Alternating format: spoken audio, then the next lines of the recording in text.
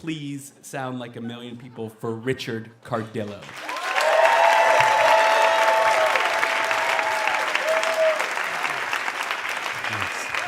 That's great.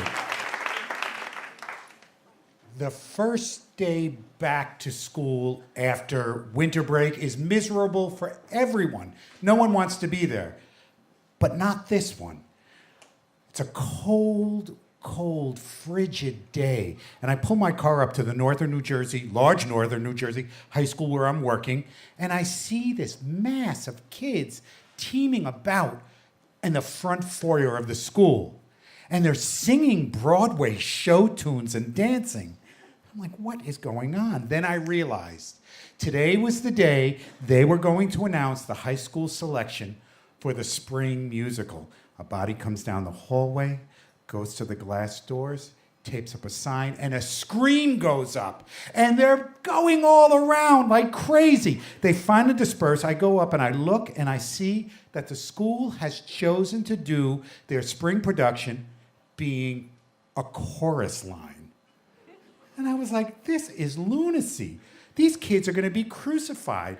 They can't do this show. There's risque numbers in it. There's this one monologue by a character named Paul who falls apart in shame because he was discovered doing drag by his parents in a club in Times Square. I'm like, these kids are going to be myrtleized. They're just not going to live this down. I go to my classes to forget. About 40 minutes later, 5 students from my Gender Sexuality Alliance come up, my GSA, and they said, we have something that we need you to proofread. You told us you were an English teacher, Mr. Cardillo. I said, yeah. So I took it, and it's a petition, and I read it. And all of a sudden, my heart is pounding. And there's butterflies in my stomach. And I am automatically transported back to my high school. It's 1974. I'm going to school in an all-boys Catholic prep school. It's like the kind of school where you'd have a classmate named Squee. It was that kind of a place. I knew I was gay, but I just couldn't be in that school. I would go home from school and practice my walk in front of mirrors. I'd practice the cadence of my speech. I'd practice the things that I was going to say to people because I could not be gay. But the problem was I always wanted to be in the high school musicals. Well, I made a deal with myself. I would only try out for the musicals if I played 2 different sports. So I always ran cross country in the fall and winter track in the winter, and that would give me permission to be in the plays. And sure enough, that year, I get the lead in our high school's production of Damn Yankees. I'm going to be Joe Hardy. And it was so exciting and a little bit scary. But then I calmed myself down and I said, you know something? Playing the part of an aging guy on the Washington Senators can't be much harder than playing the part of Richard Cardillo trying to be straight 24/7. So I knew I could do this. It's a crazy play. I mean, it's so dated now, you probably don't know it. It's a take on the Faustian legend of a guy that sells his soul to the devil to be a star baseball player that can beat the Yankees. And it didn't escape me later on in life that here I'm playing the part of a guy that denies his whole existence to do something else, just like I was doing with my life. The first thing that happened was a bit weird. The director called me aside. He said, Richie, I got to tell you, you're going to have to do this number in a locker room in your boxer shorts. And Lola is going to sing whatever Lola wants and dance all around you. We are so afraid you're going to get excited. So we might change the scene to have you put on pants.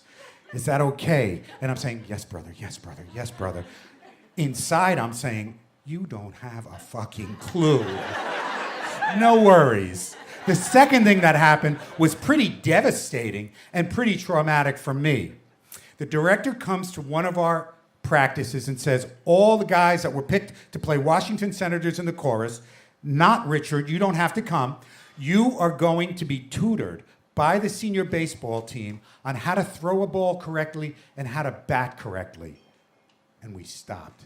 And the seniors showed up to take all of us out to the baseball field. I'm in the bleachers with other buddies who weren't in the show, and it was devastating to watch this. It was horrendous. These kids were tormented. The baseball players were saying, no, don't throw like this. Don't bat like that. And we're all looking at each other saying, yeah, well, we do throw like that and bat like that. That's the way we do it. And they just shut their mouths and didn't say anything. And the taunting and the jeers and the laughter started. Some of the guys on the cast were crying. Others just shut their mouths. And I didn't say a thing. And it was even worse. Because of my fear of being what they called in that school a play fag, I took part in the taunting and the jeering of my buddies. And that shame stuck with me, starting then for many, many years. I finally finished all of this, came out of the closet, was an out and proud gay man, worked with LGBTQ youth throughout life, but that shame kind of never left me. It stayed there a little bit. I know high school is dog eat dog. I know I had to forgive myself eventually. And one thing that helped with that was reading that petition that day in that school. Because I looked down at that petition and it said, we, the undersigned, and this was a petition for the superintendent, the principal, the director of the show, we're demanding that the part of Paul in a chorus line be played by an out and proud queer student.